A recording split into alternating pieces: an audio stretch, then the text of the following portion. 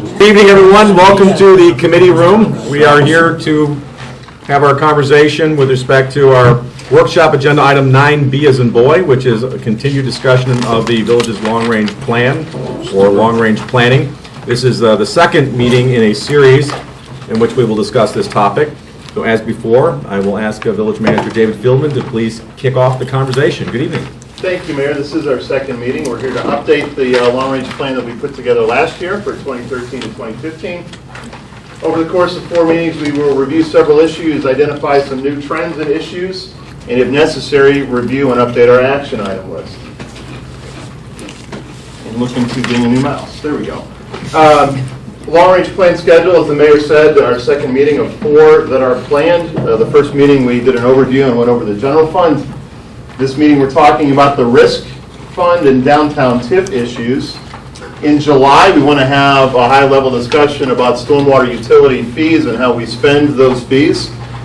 And then in August, put the plan together and relook and update at our high priority action items and our medium priority action items and set our work agenda for the balance of this version of our village council. Tonight is about the risk fund and the downtown TIF fund. A real quick meeting, though, of May's, the first long-range planning meeting. This is a graph of general funds from 2007 through 2013. Revenues in blue, expenses in red, and you can see that the news has been very good in the last 4 years. The general fund has been performing very well. So much so, with revenues exceeding expenses in the last 4 years, that our fund balance in this fund has grown. That's a good thing. The fund balance, though, exceeds our policy of how much we should have on hand in reserve. And it actually is slightly higher than what Standard & Poor's recommends as far as the minimum to keep our AAA bond rating. We do, of course, have many demonstrated quantified needs in several areas in the village. Facilities, you're going to hear about risk, some downtown TIF issues, and many other areas as well. But what we wanted to do here is identify that we have about $3.8 million of fund balance that we could put to better use for the village by allocating it to some of those demonstrated existing needs. And in fact, later tonight, we will ask the council to participate in actually helping us fill out these blanks here on the screen. Where should this money go? And we've talked about 4 areas where that money might be allocated, some of those existing needs. Tonight we hope to have a conversation about that when we end. But in order to do that, we need to give you a little bit more information about 2 of the items, the risk fund and the downtown TIF debt service fund. First with the risk fund. The risk fund is simply a fund that is used to pay claims. Expenses related to workers' compensation cases, automobile liability, vehicle crashes, if you will, other general liability that is germane to the operation of a municipal corporation, just our overall general liability. What's interesting about this risk fund, really 3 things we wanted to tell you. First of all, revenues from this fund that go into this fund, money into this fund, comes from other funds, primarily the general fund. So it's a transfer out of the general fund into the risk fund. So largely this is a choice of how much money we choose to transfer out of other funds into the risk fund. We do use outside help in helping us administer these claims and do the daily activities of making claims and managing these cases. It's a third-party administrator. We use that third-party administrator because we do not have an insurance company. We are self-insured for the most part. What does that mean, that we're self-insured?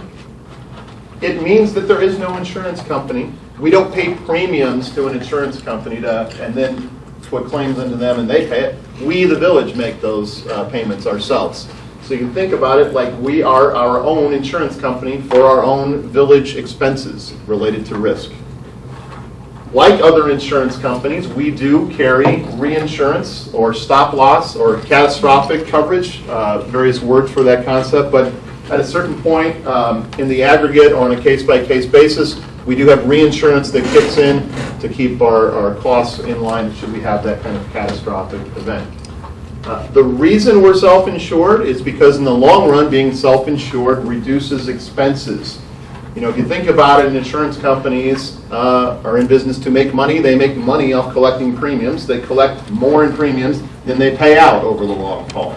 So if we can avoid paying those premiums over the long haul, we actually get the savings that would otherwise be going to an insurance company.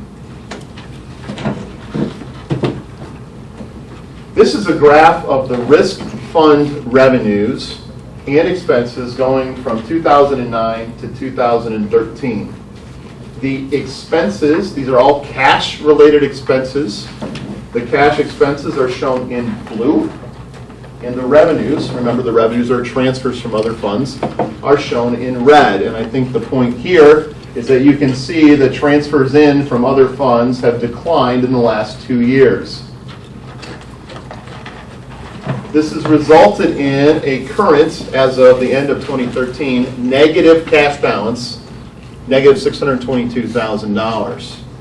And we expect that unless we do something differently, this trend will continue, and by the end of this fiscal year, 2014, we would have a cash balance somewhere around negative 1.9 million or so. So what happened? What caused this? 3 things. Obviously, you can see for the first 3 years in this graph, we were on a path where the transfers in were generally matching the cash expenses out. And then in 12 and 13, we didn't put enough money over into this fund. Well, it's because we had inaccurate information that was provided to us from our third-party administrator. We had a long-time third-party administrator, and we transitioned from that third-party administrator to another one. We thought we could do a little bit better in the services that were being provided. Turns out we were correct. But when we transitioned from the old to the new, we had incomplete and inaccurate information about our future cash expenses.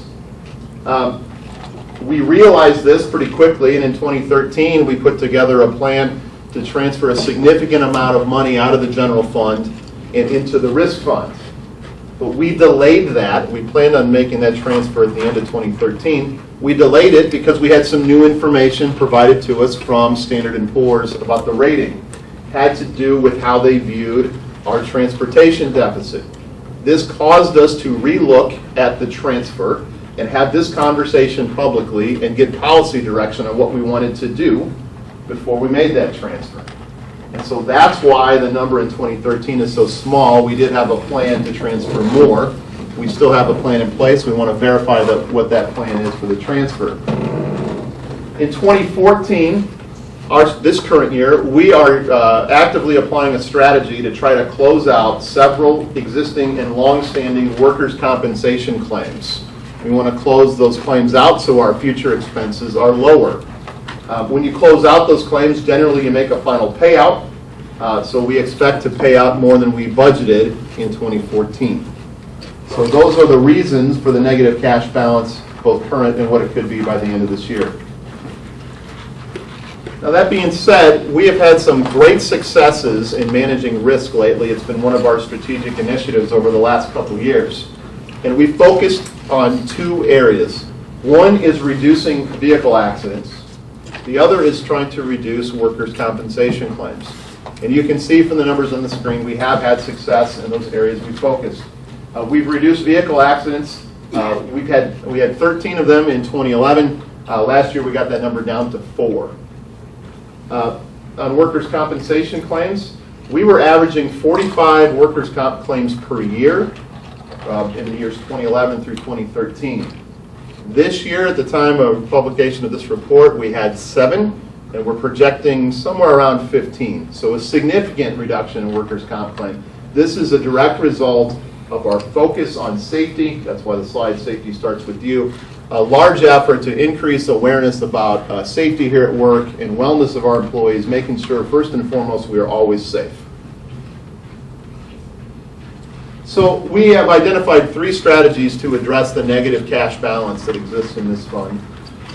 First, we want to continue to take the actions that have worked to reduce claims.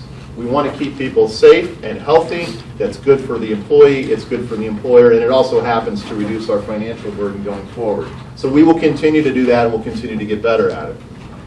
But on the money side, we would recommend to make a one-time transfer from the general fund into the risk fund in an amount to keep the risk fund in a positive cash situation. Positive cash situation. And then what we want to do, the last recommendation here, is get back to the point where the annual contributions or transfers into the risk fund are equal to or greater than the annual expenses out. It's a very obvious recommendation, right? It's like a checking account. Make sure you have a positive balance in your checking account. So very straightforward sets of issues and recommendations, and because of our very strong fund balance in the general fund, we are in a position to make that transfer, and later tonight you'll hear us say that we recommend transferring $1.9 million as the specific recommendation. Before we go on to downtown TIF, I just wanted to see if there are any questions or comments from the council. Questions on this aspect of the presentation? Not that you're foreclosed from asking a question later, but... And we will come back to wrap up and talk about all these issues at once at the end of this meeting. But anything at this point? Have you been able to categorize the, excuse me, different types of workers' comp claims? So we're trying to figure out where next to target. Yes. We've been analyzing workers' comp claims from cause to what what part of the body was injured, what caused it, and we've analyzed that, and it's directed us in our training efforts. Pulls and strains in the back are like one of the leading causes, so we've been training and doing things to minimize those kind of back injuries. Same thing on vehicle accidents. We identified the behaviors that were leading to car crashes, and we've trained specifically on those issues. Great. Thanks. Thank you. Other questions? Let's turn it. Are we into the strategies and solutions yet, or is that what you're going to come back to? We'll talk about it at both times, Mayor, so your pleasure. Yes. Okay. Okay. Yes, George. So you only have workman's comp insurance, you're self-insured for workman's comp? We are self-insured for workers' comp. And how much more would you think the insurance will cost than what you're paying? Because it seems like you're paying a tremendous amount in benefits for workman's comp. Yes, the amount of benefits paid for workers' comp is driven by the state. The state controls the fee schedule at which medical providers provide the medical care when you're injured at work. That's the same for every employer in the state, not just the Village of Downers Grove or just municipalities. So the cost on a per claim basis is commensurate with the market.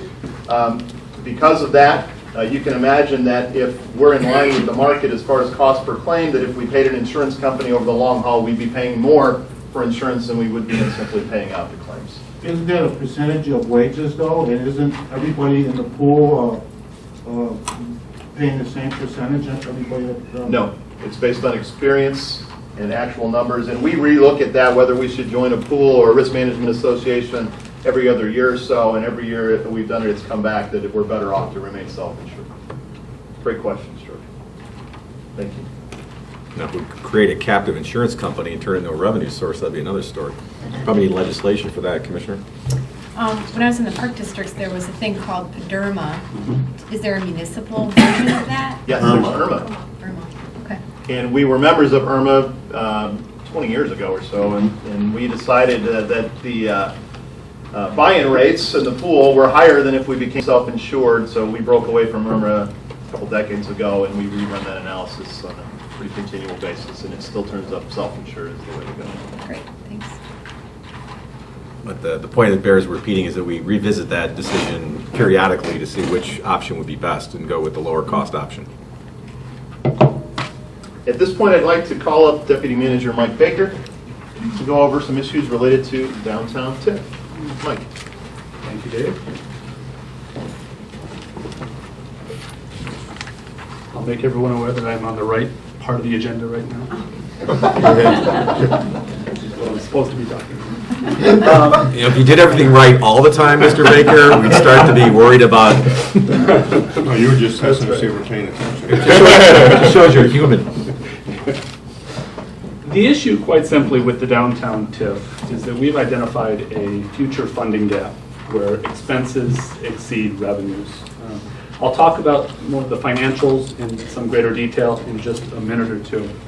But I thought we would start with a visual representation of the history of the TIF.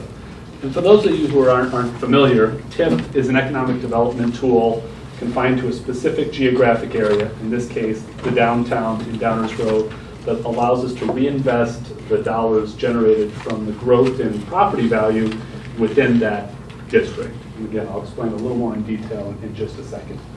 But believe it or not, the TIF was put in place in 1997. It expires in 2020, so it's nearly 3/4 of the way through its life.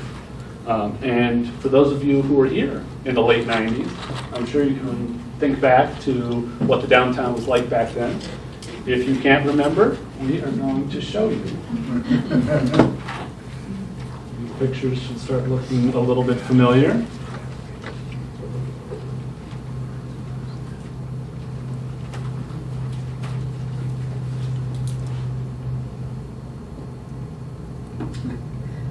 You remember where that was, Bill? Yes, that was in downtown Downers Grove.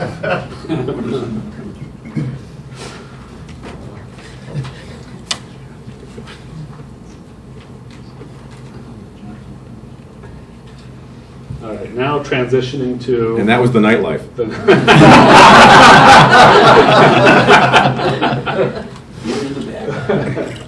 Transitioning to where we are now, if you look out at these same streets today, this is what you'll see.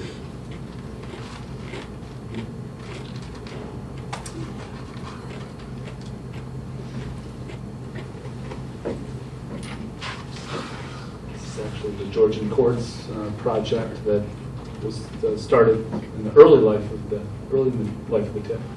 Not all projects directly were supported by or related to the TIF. Obviously, this is a Park District project, but consistent with development and improvement throughout the downtown that have taken place in recent years. This is the Morningside project. So, again, just examples of the redevelopment activity on private property that has occurred. What people will also remember who were here back in the late 90s is that we, as a village, undertook a significant amount of public infrastructure investment activity. And we have a few pictures to show you what that looked like when the streets of the downtown were completely torn up. And we were replacing just about all of the infrastructure. Some would actually say that was, what you're looking at was the impetus for the TIF in the first place. Was actually the infrastructure, and the rest of it was inspired once you had a TIF in place. Sort of like what Bonnie Bray's gonna look like. with the water. They got your driveway there, Sean. Yeah. Park in the front As they were yard. nearing completion of the new streets on. Right. No trees. Yeah. Oh, you're right, there's no trees at all. The Pizza Capri and Vivaldi's. Oh. Yeah. Remember that? What was the name of that sandwich restaurant over there? Pizza Capri. Time for taste. Time for taste. I don't remember that. 50 points, Downers Grove trivia, thank you. What we really need for this presentation going forward is we need one of those clay pipes with stamped 18, whatever it was on the side of them, to demonstrate how necessary that infrastructure was. We also obviously made a significant amount of investment in the form of the parking deck as well, in the early 2000s. And here's one other representation that if you look at this two-block area from Burlington to the south, with the railroad tracks up here, this is what it looked like in 2002.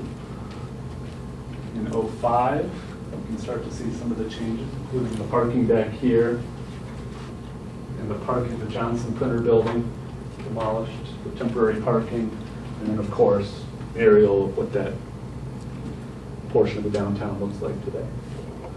So again, just thought that that would be a more sort of impactful initial illustration of what kind of changes we've undertaken in the last 17 years.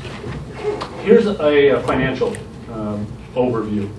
And what this is showing, and this is increments of $10 million here, this is the growth in equalized assessed valuation of that TIF district, that geographic area within the downtown, from the creation in the late 90s all the way through 2013, most recent year that we have data available. And essentially what happens with a TIF district is that when it's created, it freezes the values within the district, and they continue to be, that revenue continues to go to all of the taxing bodies within the TIF district. And then the growth, everything above this blue line here, becomes tax revenue that the village receives and can only use for specific purposes within that TIF district. So you can see this is where a lot of the public infrastructure investment was occurring right here. And then the private redevelopment activity really began here in the early 2000s, and you can see how it ramps up as that activity that was shown on the slides occurred over time. Of course, when the TIF was put in place, what we didn't expect, no one really expected, was the impact of the recession, which actually drove those values down beginning in 2010. And that downward trend has continued to 2013. We actually had some conversation with the assessor's office to understand what the likely future projections are. And I'll just continue to draw this line out, because what it actually does, based on the conversations with the assessor and projections, is flatten out for a couple of years. It's not working very well.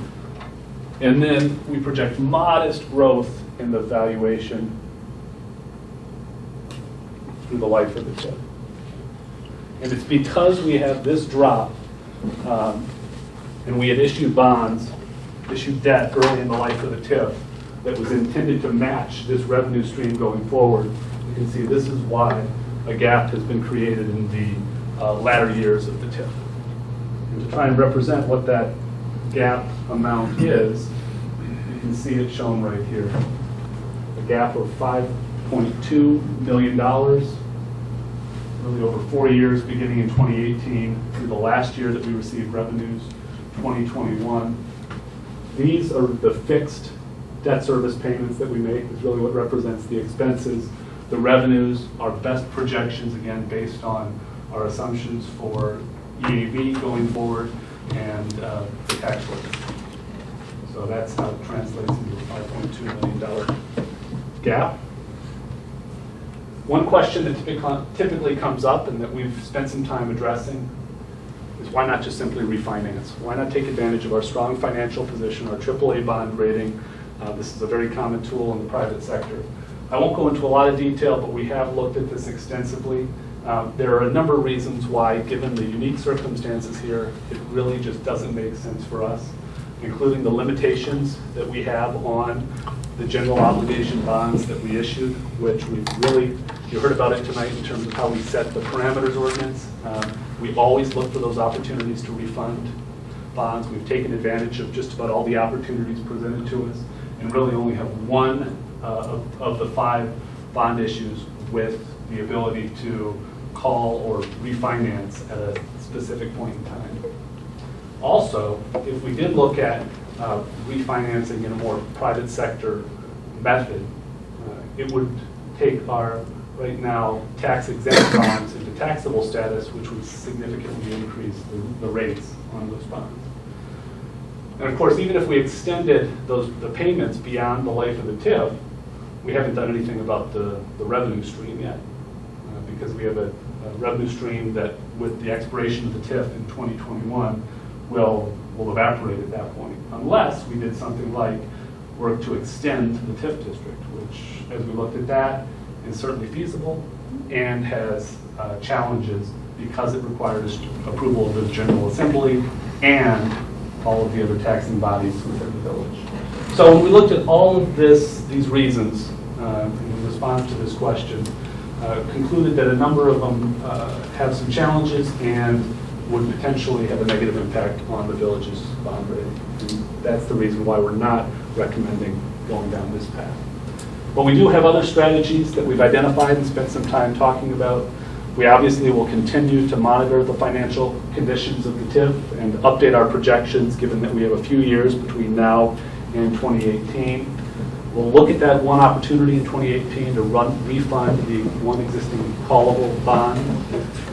As we continue to talk about facilities, we won't get into great detail tonight, but we've already introduced and talked about how one of the facility options presents a unique opportunity to generate revenue that would allow us to address that gap going forward.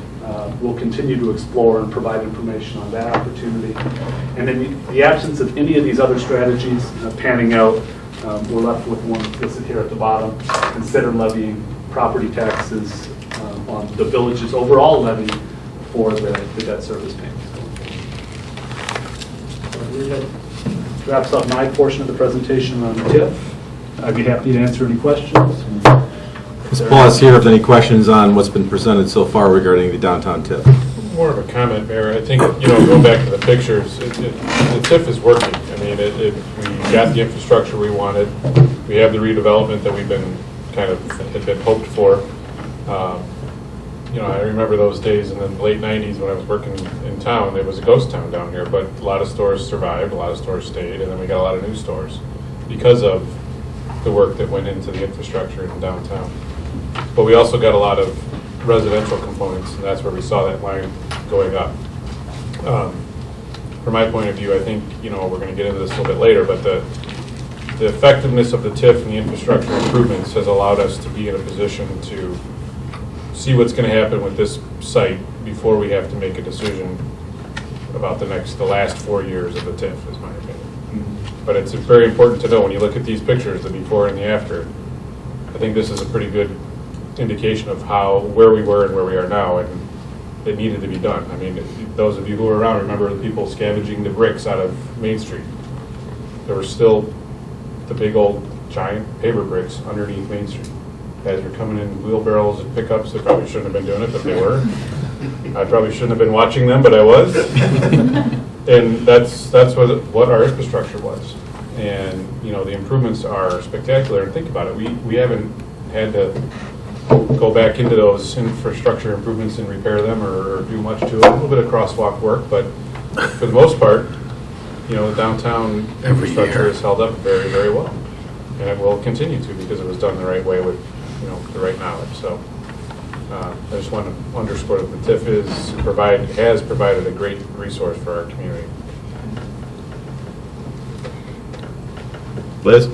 I think this is probably a different meeting down the road some, but two things. I think it's not too early to start thinking about what it would take to, or if the desire to renew it is going to come into play. At the time it was done, it was about a 2-year project. So it's something to think about in the future, or even whether you want that revenue stream. Probably do, but and then in terms of trying to think about the way it's where the gap is now. I've lost my train of thought. I guess mostly I'm interested in making sure that there's some advanced thinking in terms of the continuation, because once it stops, we've become used to having it, and there's certainly ways to use the money to increase revenues in the downtown area and enhance the business structure of the downtown area. I believe the Downtown Management Corporation is funded through the TIF. Am I correct still, or is that? It's actually funded through the SSA, which was created as part of this whole project, but the actual revenue for the Downtown Management Corporation stems from the special service area that incorporates the downtown, which more or less overlaps the TIF district, but not exactly. Right, okay. So I'm just thinking ahead a little bit. I appreciate it. Thank you. Yes, George. Oh, I'm sorry.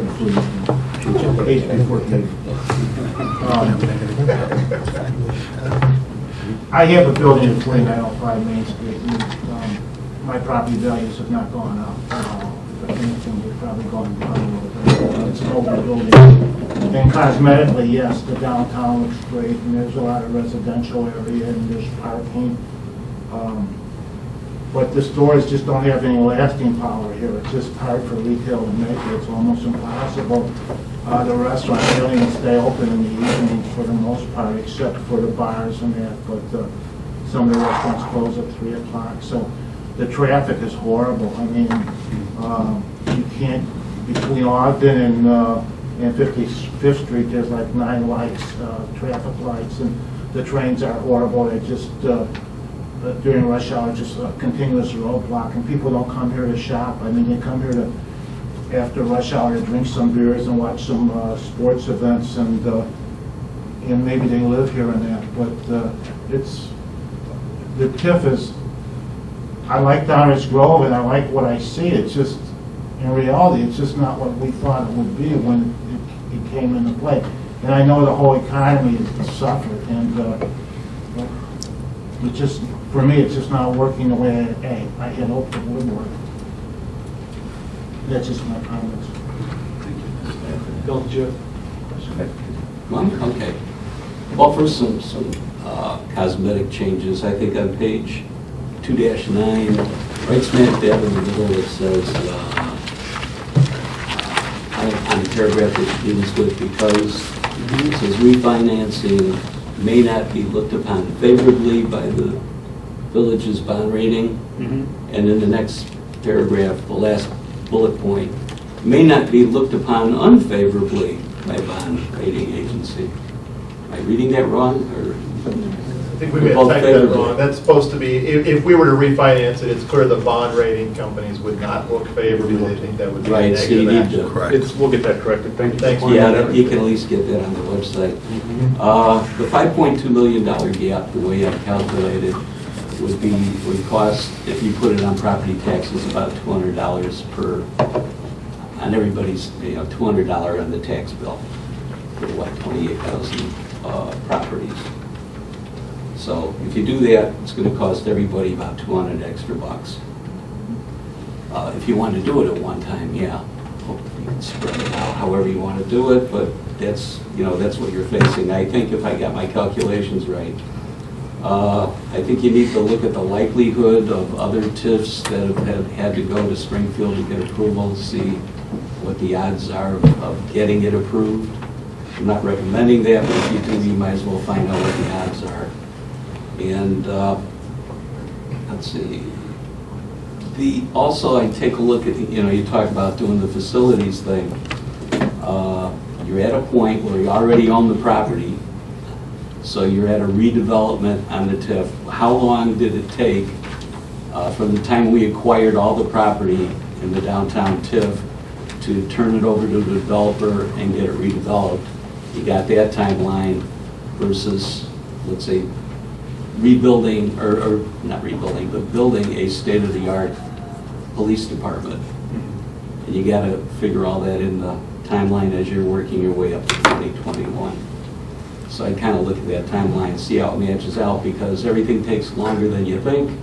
And just because you put up the property for sale and try to redevelop it, doesn't mean you're going to get what you want at the price you want. So you got to work all that in. Just some thoughts. Thanks. Thank you. Just a quick, were you talking about a residential or a business property? You said you're I have both residential and business. So just to interject the points I've been making about regenerative kinds of applications development, I think a commitment to that kind of structure, economic structure, starts to stabilize your value. Because what I do is make things more energy efficient, more water efficient, start growing plants, stabilize your soil. It stabilizes trees, it holds water. It can save the village millions, especially if you consider the residents, per year. You're looking at creating some savings and actually some production. Start thinking about these really regenerative concepts getting across the board, village and the residents. I don't think we have time for baby steps. If we want to be a leader in this economy. Downers Grove, you guys are in such great fiscal shape compared to most towns. Maybe toddler steps. What's that? Maybe toddler steps. I think this country has waited too long for toddler steps. You look at a place like Atlanta, where they have serious water problems. They're getting active on these very programs that I'm talking about. They've been involved with the people, like Will Allen and his people, to train their people. Start this whole movement of spreading out, so they can maintain their water, which is going to maintain their soil, starts to stabilize your property value. I think there's this whole undiscovered country with.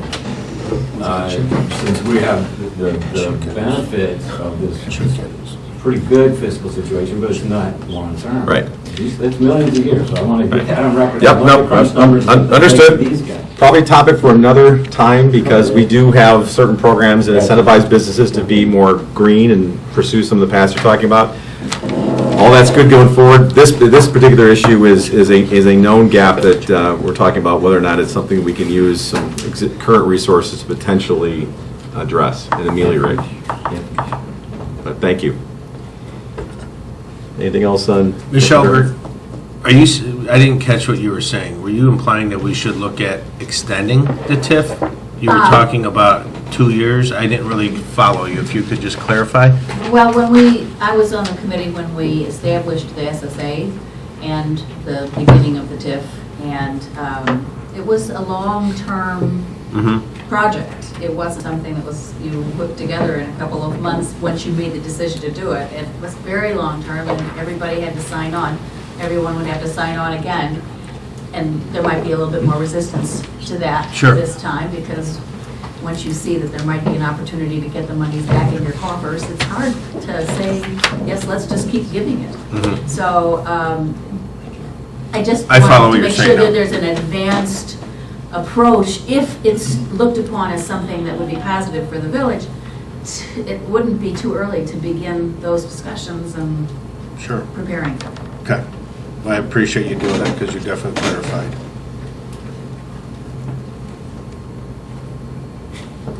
Thank you, Mayor. This is perhaps better suited for the fourth long-range planning meeting, but because we're talking about the TIF and downtown and potentially redeveloping a portion of this site as part of the strategy of dealing with the downtown TIF gap, I think one of the things we need to put on the table is whether or not we're going to continue to mandate type 2 construction here in the downtown area, because I think it could have an impact on the value of the land that we would be redeveloping here, and could help drive other redevelopments, whether it's the TCF Bank site or 5117 Main, that may not have a huge impact on the amount of the gap, but would help that particular issue. So just wanted to throw that out there. We don't need to necessarily go down that road tonight, but I think it should be a key component of how we're dealing with the downtown TIF debt service. Other questions, comments on downtown TIF? Presentation portion only.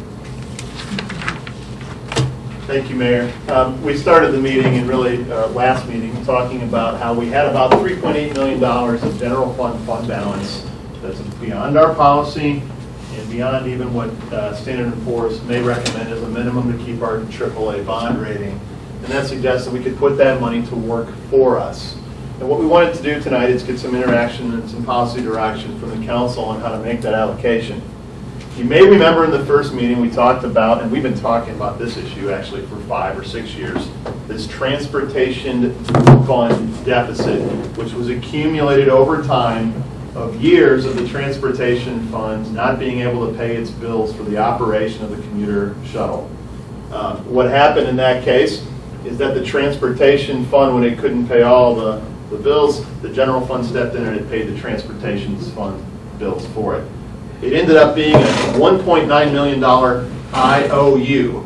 So if you think of when somebody looks at our fund balance in the general fund, there's cash and there's bills that are going to be paid into it. And there's this little slip of paper that says IOU $1.9 million, signed transportation fund. Well, the transportation fund doesn't have any way of generating revenue. And so S&P, Standard & Poor's, said, we counted your fund balance as if you're never going to make good on that IOU. Okay? That $1.9 million isn't there. The IOU is not going to come through. It's not going to happen. And so they already said that $1.9 million isn't really there, and we didn't count it. And so what that suggests to us as staff is that we should literally take that IOU and rip it up. What that means technically is apply that $1.9 million of fund balance to the transportation deficit. I think technically that's some kind of transfer back, or it's a write-off of some sort. But it's clear that the rating agencies think we're never going to make good on that, and there is no existing strategy that will make good on this in a short period of time. We had a strategy that might address it over a long period of time. So this drives the staff recommendation, according to our bond rating companies, that we should allocate 1.9 of it back, essentially writing off or ripping up that IOU. The next staff recommendation of that 1.9 is actually the balance of it. Staff recommends that we put $1.9 million from the general fund into the risk fund because that happens to match the projected cash deficit by the end of 2014.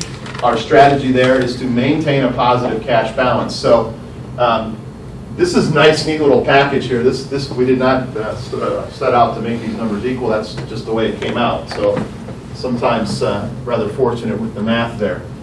But what that means here is that we don't recommend at this point transferring any money from the general fund to address this downtown TIF debt service gap for a couple of reasons. We think the strategies that were outlined tonight by Mr. Baker are viable and could significantly reduce that gap by the time it presents itself in 2018, especially the facilities option. If we were to sell some of this land we're sitting on now for redevelopment purposes, we could have several $1 million in cash on hand prior to 2018, right about at that time frame, which we could allocate here, and then we could deal with the refinancing and financing of any village facilities at that time.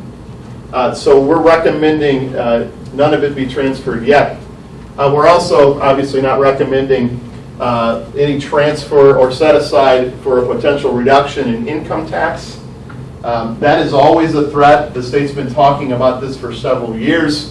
Sometimes it becomes a very real threat. Other times it looks like it's not going to happen. Our recommendation is based on immediate needs that are quantifiable. If you think about it, this transportation deficit is quantified at $1.9 million, and it already happened. It happened and was finished up in 2012. We haven't added to that deficit since then. So that is quantifiable and in the past. This one, and the risk deficit, is quantifiable, projected pretty close to that number, and it's happening right now. It's real now. We have needs right now in 2014. Downtown TIF, we can estimate the gap. We don't know for sure what it's going to be, but it probably won't hit us for another 3 years. And the last one has been a discussion, a potential issue, which may or may not ever hit us, and could be measured in small dollars or up to $4 million.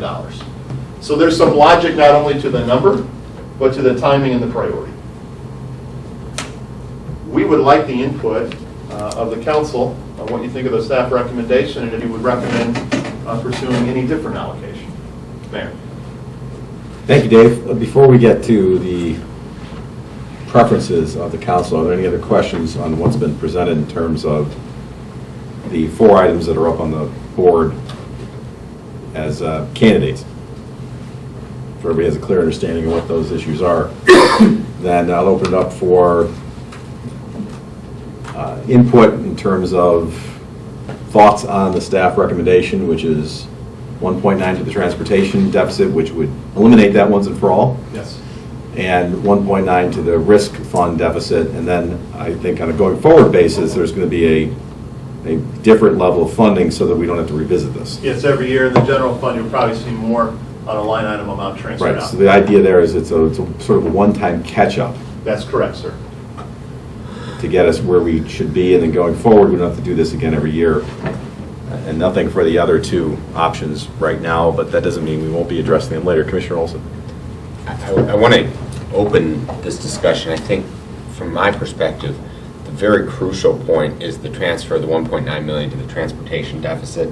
This is already viewed by the bond rating agencies as cost.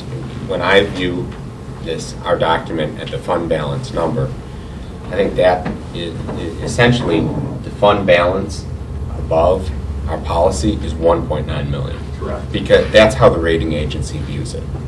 And so I think it's very important that we transfer this $1.9 million to the transportation deficit to clear that off, because it's what the rating agencies are already perceiving. So I think that's crucial. That's my number 1 priority. The rest of them not as set in stone, but I think the risk deficit makes sense, and so I do agree with the staff recommendation. Well, thank you. Well, let me just cut to the chase and ask, does anyone disagree with any aspect of the staff recommendation? And we don't have to go around and all talk about it. No, I don't disagree with it, but I want to add one thing. Think Please. about other councils of government sitting around talking about how to raise $3.8 million to tackle their deficits, or how to raise $3.8 million to fix some roads and sidewalks. We here at the Village of Downers Grove have done such a great job with our finances that we're in a position to have this discussion now, to take care of some, not management letter, but some things that we've heard really from our bonding agent rather than even our auditors. I think that's a really important distinction to make, that we are making these moves because of the relationships we have at our great bond rating plus our relationship with the bond agencies. We've been talking a lot about bond agencies and our rating, but these are the kind of moves that allow us to continue that.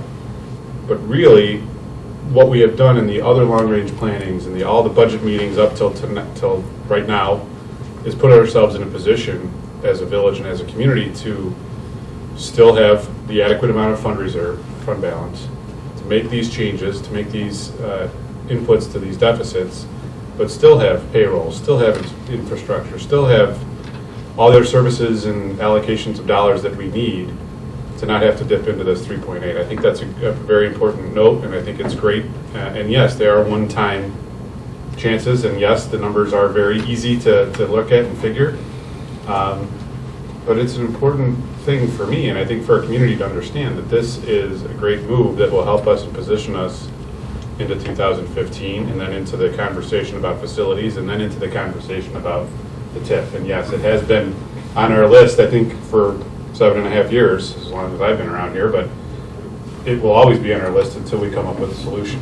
This is step 1.99999. So, And to that end, Commissioner, we identified this, I think, 3 generations of long-range planning ago, and we came up with some strategies about maximizing redevelopment. We came up with some strategies about lowering expenses and refunding, and so that pushed this issue out 3 or 4 more years. We're hoping we can do the same with these strategies we have here so that it can go closer and closer to zero. Just to recap that, it's very good that we're being proactive, and we are fortunate to be in a position to be proactive, but it wasn't fortune that put us there. It was hard work and a lot of tough choices that were made over a number of years. Well, yeah, and some economic recovery and some lousy choices on the risk funding for 2 years. I mean, this is by and large an accounting exercise in cleanliness. I mean, I don't want to totally diminish what Jeff said, but the reason that we had the surplus, if you will, beyond our targeted fund balance is primarily because of the economic growth that we got that exceeded our expectations. The reason we got to burn 1.9 of it on a transfer to risk is because we blew it on the analysis on those 2 years. Didn't fund it the way we should have. The 1.9 on the transportation is, I mean, That's a result of a policy decision that goes back 20, 30 years. It's there's no material change in the village's economic or financial position as a function of that change in transportation. It's a purely paper decision. Because the village's on-hand funds are a summation of all those accounts. So you have one sitting negative and you have money sitting in the general fund. Yeah, okay, but it's still not there. The rating agency's point is why you do this, but it's a cleanliness and it's a housekeeping thing. We're getting a little excited about ourselves here. that's okay to be excited. It is, but it's not like. Well, yeah, I wouldn't quite throw that kind of a red blanket on We had it. $4 million, let's knock off some big debt. It was debt to ourselves, and we had the ability to make the financial change and still have a fund balance in the general fund that was at the right level as a function of economic growth in 2013. Well, as our mothers always told us growing up, hygiene is important. The fact that we can attend to that is a good thing. But let's face it, I mean, regardless of how you look at it, getting these obstacles out of the way, so now we don't have to deal with them, we can attend to other things, is by any metric a positive. Yeah, as though they were in the way. You're not going to not make your risk payments. When you have a claim, you're going to make the payment, whether you got a minus 622 The or transportation fund has been hovering out there for and 12 years. causing us no material effect on operations or cash flow. And it's the same thing with risk. If your risk fund was minus It used $4 to. million, you're still going to make your comp claim payments next year, right? I mean, I'm sorry, I'm throwing cold water on a great conversation. Well, I think the bigger point, there's, I won't disagree with what Commissioner Barnett's saying. The decisions 2 rounds ago of long-range planning that put us in a position to be talking about these things, I think, are what we're trying to say. The restructuring of 2010 that erased a $4.5 million structural deficit, 15% of our Let's try to throw you a compliment. staff reduction through attrition, the reworking of our business plan, are things that most towns didn't do. And I think instead of talking about the staff and this and that, we did our part. But there were some extremely tough decisions that were made with the futurity of our village in mind in 2009 through 2011. It was made by this body, a lot of them still sitting here. That makes us extremely unique, which puts us in a position to be talking about these movements of dollars within funds that are largely bookkeeping and transactional, yes. But we hope these trends and issues that we identify now keep us on a line for sustainability, and that's where I think these two are. I think Commissioner Barnett talked about trying to transition for less dependency on the state over time, which I think is going to be one of our long-term strategies that shows up in this plan. And having a long-term eye on this issue, as Liz was talking about, to make sure this issue doesn't sneak up on us and all of a sudden we're putting $200 per house on a tax bill. So that's sort of the long-range nature. And yes, these are on some level purely transactional. One of the big pluses, the big exciting news for me tonight, it's not news tonight, I suppose, but when we made that TPA change, it caused us to have to get into this, right? We've seen the effect, and that's a year and a half-ish, Yes, sir. approximately. And what we've seen now is look at the comp claims and look at the risk fund payout experience on transportation, for instance. That is really good, exciting news, because that translates into not building that cost. That's way more interesting to me than the accounting tonight. That's awesome. That's big stuff. That's the stuff we ought to be talking about every day. The transportation decline in accidents. In decline accidents and the comp claim. Look at the That's a training cultural tool. thing that the The staff decrease has in put risk. together. and I it's working understand hard to that. do. Well, look That's- at the training tool that is installed in our vehicles, Yeah. video cameras Mhm. that are used for training. So, that is crucial. Crucial. When we reflect on some of the tough decisions that were made, that's true, they were made. They were thrust upon us. And so to Martin's point, that's kind of like this, right? Our TPA change caused our group to have to really get focused. And it's hard to focus on everything all the time, but that focus led to some really cool improvements. That's good stuff. Well, Mayor, we appreciate, I think we heard direction already on these things. And I heard no one disagrees with the staff Yeah, recommendation, is okay, what I heard. That's great. Ms. Lucren? I don't have a problem with what's up there and what's doing, but as to the risk deficit. I'm right, we got ourselves in that position. Yes. This doesn't change any of that. It takes care of the current deficit we have to take care of it. Has there been any thought to actually budgeting that? Yes. Yes. That was a question I asked earlier. I may have skipped over that a little bit too quickly. but- Taking that, whatever the real estate tax, if real estate tax was the only source, you take less out of the real estate tax and put it in the general fund and you put it in the risk, so that we're covered long. Yeah, it will be funded at the appropriate level going forward. So here's the one-time transaction we talked about tonight, $1.9 million. This is let's annually transfer an amount to cover it. Actually, this is just a return to what we were doing for years and years, and you see in the graph that preceded it, those lines were real close, and then there were 2 years that the revenue line transfers and dropped off. We're just talking about putting that back where it needs to be. Right, but then you're continuing the transfer for profit. That's the problem. Why don't we budget? The risk fund has no direct revenues. The only way the risk fund gets money, the only way it gets money is transfers. There's no direct revenue. The transfer is budgeted for. Yeah. It's a budgeted for transfer, if that makes any sense. So like the police department. It's not a has Band-Aid, chargeback. it's actually They pay planned so for it. much to this fund. chargeback. The fire department pays so much, so they're putting in the pool and then the expenses come out. It's sort of treating it like, I'm sorry, Commissioner. I thought you were finished, I'm sorry. It's sort of like the other enterprise funds we have, like for example, the water fund or now the stormwater utility. There are certain costs associated with that, and it doesn't have its own structure to deal with it, so it's drain on other resources, administrative resources within the village are allocated to it, so it's an allocation, but it's a budgeted for allocation. So that transfer that takes place is like countless other budgeted transfers. Am I getting that half right? Where's Judy? Half right? All right, that's all right, that's exactly what, so maybe. So your point's well taken, but it's, that will be, basically what your concern is will be addressed. Well, and I think the other thing I learned in hearing about this in a little more detail is they said that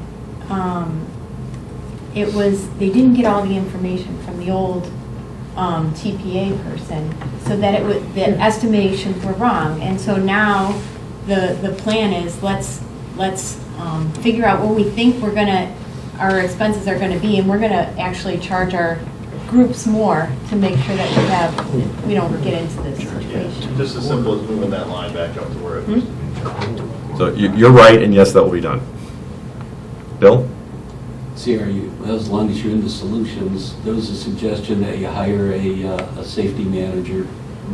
Not saying it's a good or bad idea, just, do a cost-benefit analysis of what you're going to be paying in benefits and all that, and what you're going to get back on that.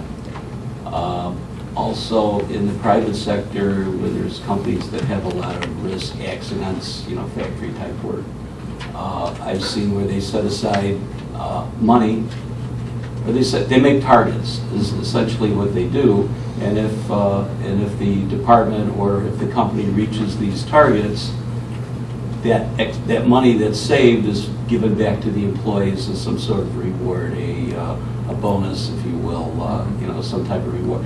Sometimes sometimes all they get is a picnic out of it, and other times they actually get raises or bonuses.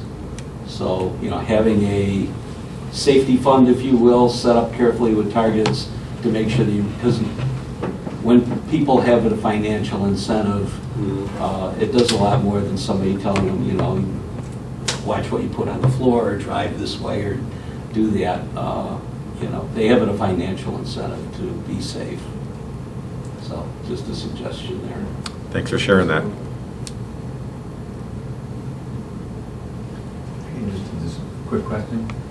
I don't quite understand the whole transportation thing. You guys are the transportation company, essentially, right? So what if the transportation innovates, gets lucky, and goes into the black? So Is that resource then, and not that they're paying back an old debt, Yeah. but does that money then? It's actually being run in partnership with PACE right now. One of the ways we got out of the transportation business, but yet still provide that as an amenity to residents of Downers Grove, which is not something that most other communities in DuPage County or even the Chicago metropolitan area have, is through a somewhat unique partnership with PACE. So that's kind of how we've sort of outsourced it. we actually are So working. they take the risk, but they would also take, if they could run it better, they would so take benefit of it too. To that But- end, what but we did is actually got doesn't out cost of the us business in anything. 2012, and we are actually a contract service provider for PACE, and it's PACE that operates it. Right. So that was our strategy, as the mayor was saying, to get out of that deficit situation.